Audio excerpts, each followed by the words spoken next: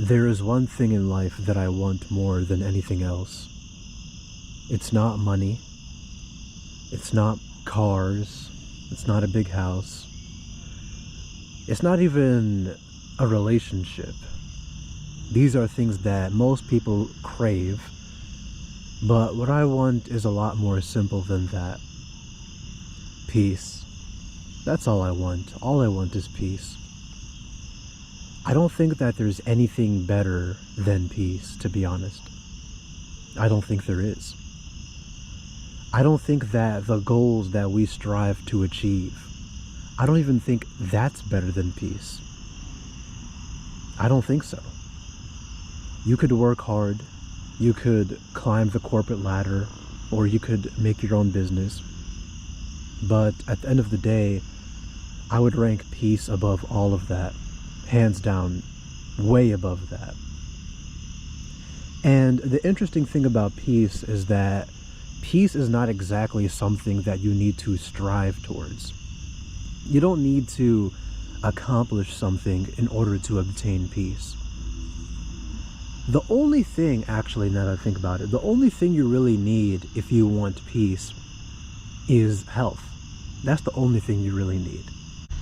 Well, let me give you an example. Right here as I sit, I would consider this to be a peaceful moment. Isn't it a peaceful moment? The sky is nice. It's Friday night, so the things that all of us have to do for the past 5 days is over. And that lifts a lot of stress off of your mind. You know, the sky looks nice again. The grass looks nice. And I don't even know if the camera is picking it up, but there's these, what do you even call those bugs that fly around, that light up when they fly around? I don't know. But they look nice. The scenery looks nice.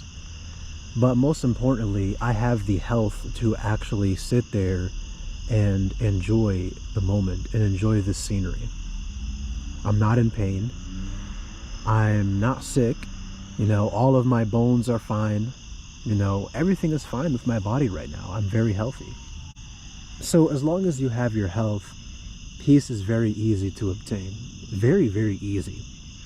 Now, I don't exactly need money in order to sit here and enjoy the scenery.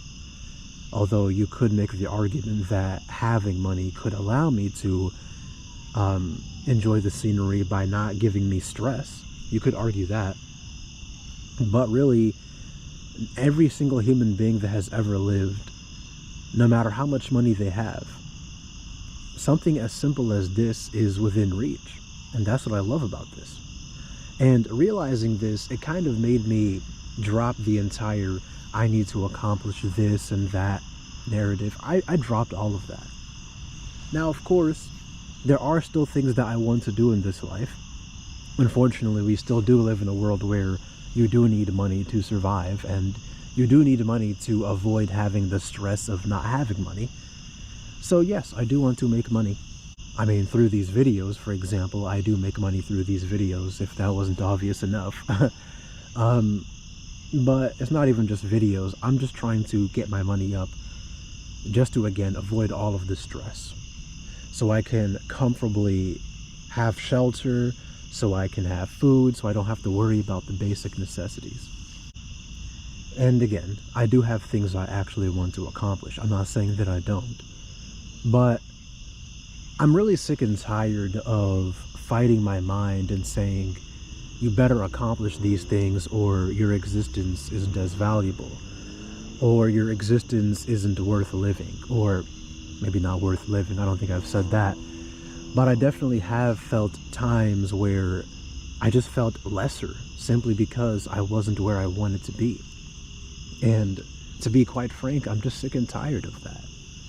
And society definitely plays a big role in why a lot of people feel this way. I'd say society is probably the biggest contributing factor, because we live in a world that's all about productivity. You gotta hustle, you gotta accomplish your goals, but I'm just tired of that. I'm really tired of that. I'm just tired of these external things dictating how I see myself. I'm tired of that. Now, as for my current circumstances, I'm not really in the circumstances I want to be in the long term, and that's fine. That's completely fine. And I'm sure that for some of you watching this video, it's the exact same case. Maybe you have a job that you don't enjoy. Maybe you don't even want to work a job. Maybe you want to be self-employed. Maybe you just want to not work at all, whether it be jobs or self-employment. But I'm sure that most of us are in a position that we don't actually want to be in. And I just really am trying to accept that this is reality. I just want to take the bits of reality that I find to be peaceful. Because again, peace is more important than where you are materially, at least to me. So yes, I may not be in the ideal circumstances, but what's stopping me from just enjoying the moment? What's stopping me from just going outside, soaking in the air? And today's a lovely day. It's usually hot this time of year. Well, I mean, it is hot today. It was hot today, but the thing is, it kind of cooled down a bit. It's about 8 p.m. right now. There's almost no wind whatsoever. It's just such a nice day. The air is nice. Everything feels nice right now. And that's despite the fact that I'm not in the ideal circumstances that I want to be in. But that's fine, because I'm genuinely sick and tired of that stopping me from enjoying the moments, enjoying moments like this. I'm just tired of that. I'm really sick and tired of that. And there are things in this reality that you have to do and you have to deal with, whether you like it or not. It's not going to be ideal. But the thing is, I'm trying to come to terms with that. I'm just trying to accept that. And yes, there are people out there that are rich that they can experience moments like this for the rest of their lives. They will never have to do things that they don't want to do. But I'm not that person. And I likely won't be that person. I don't think I'll ever have the money to just, be completely carefree for the rest of my life. I just won't have that kind of money. But that's just reality. It is what it is. If that's how this life has to play out, then I'm just sick and tired of feeling so negative about it. I'm tired of having it negatively affect my emotions. And if it wasn't obvious enough, I really, really do not enjoy the structure of this world. I really do not enjoy the structure that we live in at all. I feel like that's pretty obvious. Every single video I make is about that. But I'm tired of the structure of the world occupying my attention. I'm tired of it stealing my attention. I'm just tired of it. Now, ironically, I'm going to have to keep talking about it, so it's going to keep getting my attention. And the reason why I have to keep talking about it is because I basically make money off of it. Now, ideally, the interesting thing is, ideally, I would rather not be like this. I would rather not be Tragic Reality. I would rather not be the guy that's known for complaining about the way life is and complaining about the system. But the thing is, I'm also just accepting that this is who I am. It is who I am, guys. And there's really nothing I could do about it. Because even in peaceful moments like this, say if I didn't have my camera turned on, I would still be analyzing things. I would still be asking myself, why does it have to be like this? Why does this world have to be like this? Why does life have to be full of suffering? And as I said earlier in the video, I'm completely healthy right now. I don't feel a single bit of pain in my body. I don't feel anything. I feel fine. I could probably just drop to the ground right now and do about 50 push-ups if I wanted to. I'm very healthy right now. But I just can't stop analyzing, all of the things in this world that I just really despise. Like the fact that you even have to suffer at all in this life. And again, that's with me not even suffering right now, but just knowing that this is the way it is brings me down. It brings my mood down. It makes me feel bad. And I'm just tired of it, to be quite frank. So I really would not want to be tragic reality if I could help it. But I can't help it because this is just who I am. And again, let's talk about the entire concept of jobs. Now, it's already bad enough that you have to sell your time to make a living in this world. But the flaw with who I am as a person comes down to the fact that not only do I sell my time while I'm actually on the clock, obviously, but the moment I clock out, it's not even as if I completely just stop thinking about the entire concept of work. I can't do that. There's people that clock out and they just they don't think about what they've just been through at all. Well, I guess it depends on the kind of job they work. If they work a job where they don't have to take it home with them, then yeah, they don't have to take it home with them, so they're not going to be thinking about it. The moment they walk through that building, they're going to be thinking, what am I going to eat for dinner? What video game am I going to play? Who am I going to hang out with? But me, the problem with me is that I clock out, I leave the building, and I analyze why we have to live like that. And obviously, I'm not saying that I shouldn't do that. I feel like these are problems that should be addressed. But the problem is that more of my time and more of my attention, on top of just the job I just worked already, more of my attention and more of my time are being taken away from me. And I find that to be very unfortunate, guys. Because for people like us that always question reality, it's like, not only do we have all of these obligations that we have to do, but at the same time, all of the questioning takes away more of our free time. And I mean, I do find a sense of fulfillment, or I do find some value in analyzing why things are the way they are. I'm not saying that there's no value in it. I mean, materially, this actually does have a lot of value because, of course, it does give me money. It does give me a couple $100 a month. Well, maybe a little more than that sometimes, but it depends. So it does have value materially, but I mean, not only in terms of materially, but it also has some value to me. And the thing about being someone that's a thinker is that you start to understand yourself a lot more than had you just gone with the script that you're supposed to, or that you're expected to just follow. And it gives you a sense of agency that you otherwise would not have.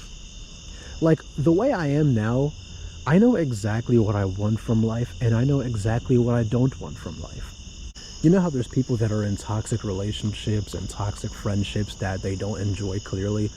The thing about me is, well, I'm not saying that I even want to be in a relationship, but hypothetically, let's just say that I were to be in a relationship, or I wanted to be in one. I would not deal with that. I would not stay in a situation that's clearly not enjoyable simply because I want the outcome. You know, I'm not going to be in a toxic relationship just to say I'm in a relationship, guys. I'm not going to be in a friendship that I don't enjoy just to say, look at me, I have a social circle. And that's the exact same thing I'm talking about. When you actually think about life a lot, you have a sense of agency, and you're less likely to tolerate nonsense. You're less likely to tolerate all this garbage that normal people tolerate. And one example I can think of, again, is jobs. The thing is, I know exactly what kind of jobs I would work, and I know exactly what kind of jobs I wouldn't work. The kind of jobs I wouldn't work are typically corporate jobs where you frequently have meetings and quotas. Well, one job I know I definitely wouldn't want to do is sales. That's something that I definitely know I wouldn't want to do. But the thing is, I only realized this kind of stuff when I actually started to think about life. That's the only time I actually realized it. A lot of people, they force themselves to do things that they really don't want to do, or how do I explain this? They force themselves to do things that they feel like they have to do, but deep down in their wiring, they actually don't want to do it. And they do these things because it looks good, because they've been conditioned to want these things, even though they never really ask themselves what they really want. But that's where actually questioning reality actually has some value. But the thing is, I still think that there's a lot of flaws in the way I am. There's just too many flaws. I'm not saying that I don't want to be this way. I don't know. Because I can't really imagine a scenario where I'm just not this way. I just can't imagine that. And it's kind of interesting because if you think about it, someone like me, or heck, if you're someone that's also a thinker, someone like you, you're probably going to be this way for the rest of your life. Now, think about it. I mean, a lot of people actually don't even start to think a lot until they're in their 30s or 40s. I mean, I get people in my comment section telling me, tragic reality, you figured this out very young. You figured this out way too young. You're actually starting to think about life really young. And they tell me that they haven't actually thought about this kind of stuff until they were in their 30s or 40s, which to me is kind of, I mean, I'm not trying to hate on them, but damn, that's kind of crazy.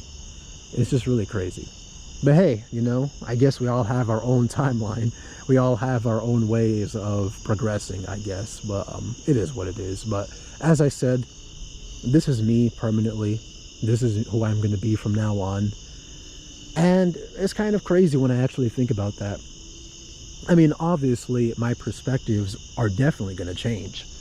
I mean, the interesting thing is that when I look back at my videos from like a year ago, some of those videos I just look at and I'm like, I don't know if I would have said that right now. It's hard to give an example because I made so many videos, obviously, but I just look at some of these videos, especially the ones from like 2 years ago when I first started YouTube. I look at those videos and I'm just like, wait, what? Oddly enough, I'm starting to get a sense of nostalgia from my early videos, which is kind of crazy because part of me kind of feels like it was just yesterday when I just started this. And now it's like, it's already been 2 years. I mean, when did I even start? I believe I started in February of 2024. And before I know it, that's going to be 3 years. Damn. And when I look at those super early videos, like the first few videos I ever made, those videos were, I mean, I'm not even sure if I have them public right now, but when I look at those videos, they're very surface level. they're very surface level videos. I mean, heck, if you guys don't know what I'm talking about, then just go all the way down. Well, click on my homepage, go to videos, and then click sort by oldest or whatever. And you'll see what I'm talking about. There are some very surface level videos, and I feel like I definitely improved in a lot of aspects. I feel like now I'm just, I mean, not only am I making better points, I should say, but I'm also a lot better of a speaker than I used to be. I used to be a terrible speaker. Actually, I remember in my very first video, I said, verbatim, I said, bear with me guys, I'm not a good speaker. And I really wasn't a good speaker, in my opinion at least. But even back then, people were saying, no, you're actually a pretty good speaker. You're very good at communicating your thoughts very well. And I don't really believe what they were saying, but I feel like I definitely improved in that regard. And it's kind of crazy how something that feels very recent is something that I also have nostalgia for. Like, 2024 really doesn't seem that long ago, to be honest. Nostalgia is definitely a very interesting phenomenon. I've been thinking about the concept of nostalgia a lot. And actually the other day I saw something very interesting, right? So I was taking the bus to go to work, and I saw a guy that was sitting in front of me, and he did something. Well, he was using a piece of technology that I haven't seen in ages. He was playing on a Nintendo DS. Yes, Nintendo DS. Now, if you guys don't know, or if you don't play video games, basically, that's the handheld console, I should say. That's what we all used as kids back then, back in the days. I mean, if you're someone that was born in the early 2010s, then you're probably not going to know what that is. Well, you probably know what that is, but you probably didn't grow up with it. Well, if you're someone that was born in the early 2010s, you probably shouldn't even be on this video, but that's besides the point. But, I saw this dude playing on the Nintendo DS, and I'm like, yo, I had to say something. I was like, yo, is that the Nintendo DS? What the heck? And he's like, yeah, this is Nintendo DS Lite. I'm like, wow, that's crazy. And just seeing that guy play on the Nintendo DS, it was an older guy, so he's probably also playing it for nostalgia reasons, but seeing him play it, But seeing him play on his Nintendo DS, it kind of reminded me of my childhood. It kind of reminded me of the times where I would play on my Nintendo DS. You know, I would play Pokemon, Mario, Sonic, stuff like that. And wow, like this guy actually reminded me of what my childhood used to be. And it's crazy. But so yeah, I got a really strong hit of nostalgia back then. It was just a few days ago. I got a really strong hit of nostalgia. And the interesting thing is, I started to think about the person I used to be. The person I used to be, I was definitely a very big nerd back in the days. Especially as a teenager, I was a huge nerd. I loved video games, I loved movies. I loved mainly anime and video games though. But I was definitely into that kind of stuff, and it's kind of crazy realizing how the me right now is completely different from the me in high school. Like right now, I don't even engage in any of those activities. And it's kind of like, damn, like what happened to me?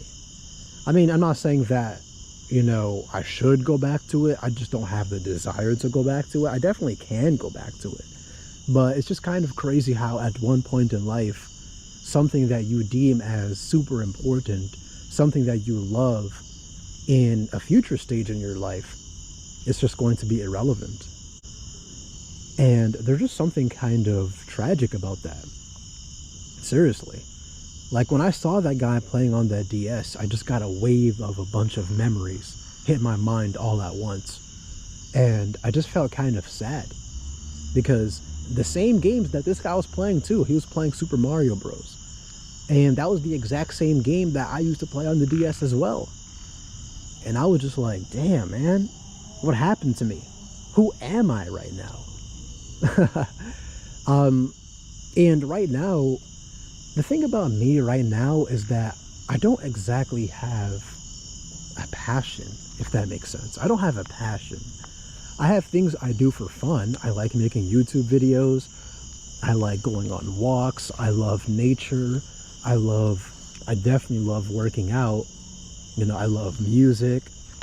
But the thing is, I just don't really feel passionate about one particular thing in the way that I used to feel about anime and video games. I remember I used to wake up and the first thing that would be on my mind is anime and video games. I was really into that.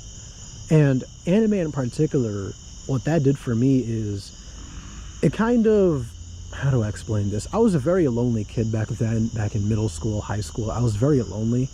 Didn't really have any friends. So I would kind of use these anime characters as a replacement for actual socializing. I know that sounds kind of crazy, but that's just the kind of person I was. Like I would watch an anime. One of my favorites back then was One Piece. And it felt like the actual characters, it felt like they were my friends, even though they're fictional characters. I know if you don't watch this kind of stuff, it sounds stupid, but the thing is, it's actually a thing that not only I do, it's actually a thing that people do. You know, when you're watching these shows, or even when you're playing video games, like I remember playing games like Pokemon and Final Fantasy VII especially, and it felt like these characters were my friends. It felt like I was inside of this world.